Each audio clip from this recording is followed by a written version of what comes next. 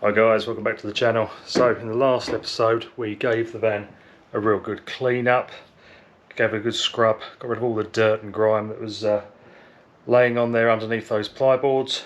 We got rid of the lining in the front as well on the floor, so that's all gone and nice and clean under there.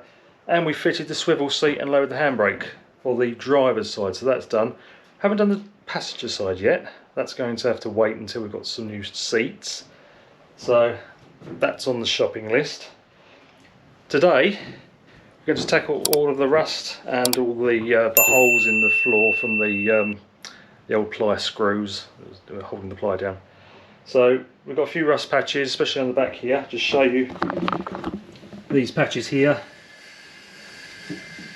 Obviously been hit with maybe a forklift or something, putting some pallets in the van. So there's a bit of damage there just to clean up, get rid of that rust, all the surface rust.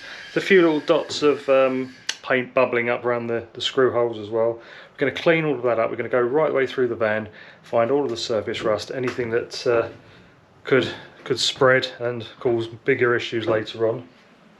And then we're going to put some Kurust on, some Hammerite Kurust, neutralise that rust, ready for priming. So let's crack on. I'm just going to use one of these, just a wire brush on a drill, just to give it a real good clean up, get rid of that surface rust, and hopefully, fingers crossed, we'll have that done today, ready for priming. Let's go.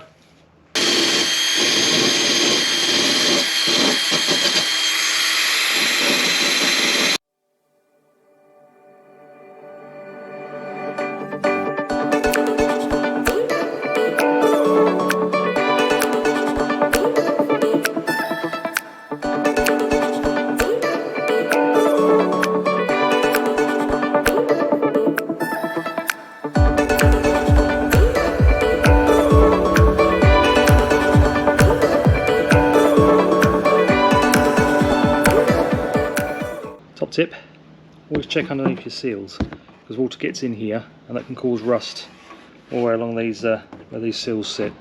This one looks pretty good, but if you have a look on the driver's side, it's a long haul van. Something I did notice when I was cleaning. There we go. There we go, see, a bit of rust along here.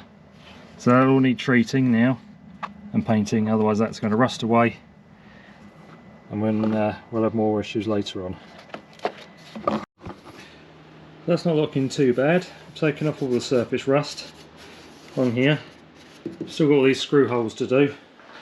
A few here, a little bit of rust on that one. So we're going to do all these now, and then that will be ready for priming.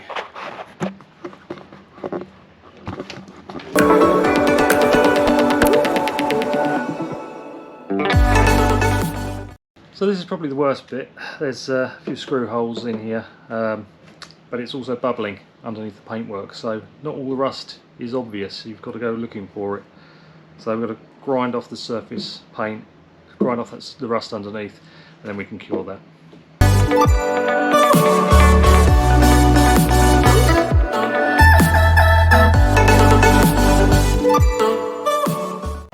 So surprisingly the steps are looking pretty good. There's no rust on here, a bit of paint missing, but generally quite good. It's underneath these panels where the water settles, that's where it's worst. A little bit of surface rust in here as well, but generally it's not too bad. So before you think rust is only limited to the floor, think again. There's a little knock on the roof, and it's split the paint and we've got a bit of rust, so that will need doing as well. You've got to look everywhere, you never know where it's going to be hiding. Again, there's a little bit of surface rust just on this join here, so a little bit of water's been coming through here at some point. We'll clean that up as well. All done. All ground off, all the surface rust and loose paint has all been done, it's all been taken off. Gone over with a wet rag as well, just to give everything a good clean, get rid of all the dust. So now we're going to use Hammerite Kurust, not sponsored. Transforms rust into a stable surface in 15 minutes. Well, I don't know if it will be that quick, but it says you can apply a top coat after 3 hours. It'll go a bluey black colour when it's doing what it should do, really. So let's get this on.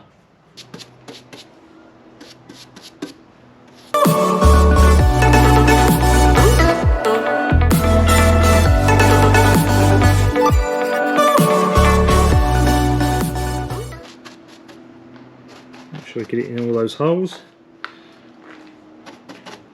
Actually, you can see already it's already turning a dark bluey purpley colour, so it is working. It's doing what it's supposed to do.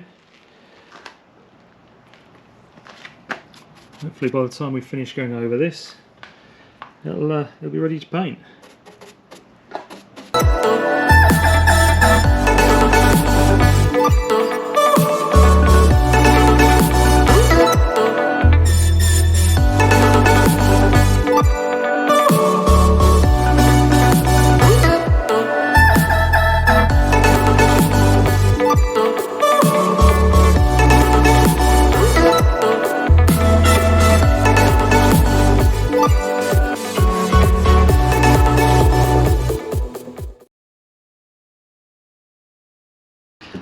Okay, so we've got the Hammerite Kurust, that's all on, cured, rust has been neutralised, so we're ready for the red oxide primer.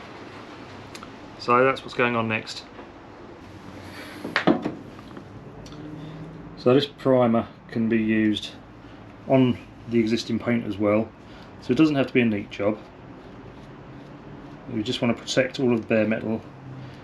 So any little bits of bare metal like this that have been scuffed, just want to make sure that's coated to protect it and give us a good base coat for the white when we put that on. It's a good job it doesn't have to be neat because I'm no artist.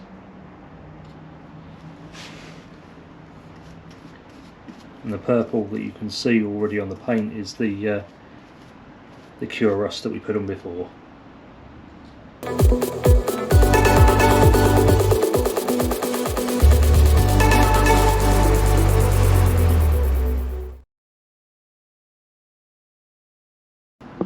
So while I'm doing the floor, I may as well do these doors because there's a lot of paint missing, a lot of bits of damage, and we want it all protected. So I'm just going to make a start, cover all this with the primer, and then we'll give that a paint as well.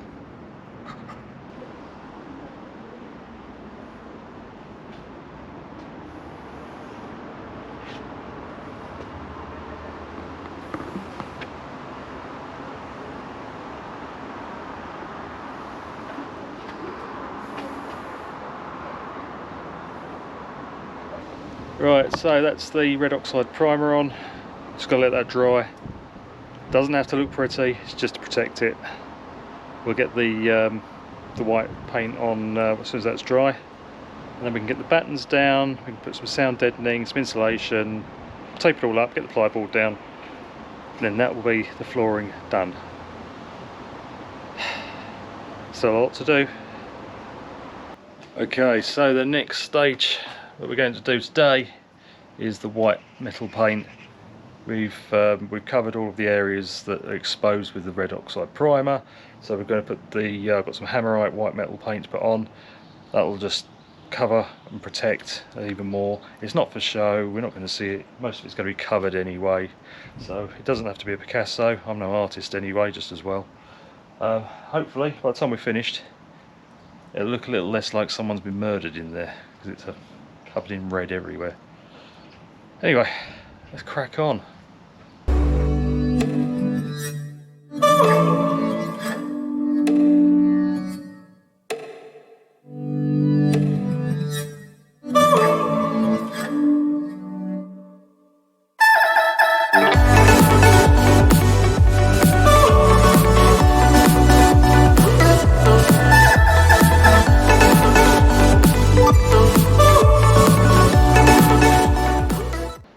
Okay, so we've done all of the white paint. We've used the Hammerite white metal paint, covered all of the red oxide primer.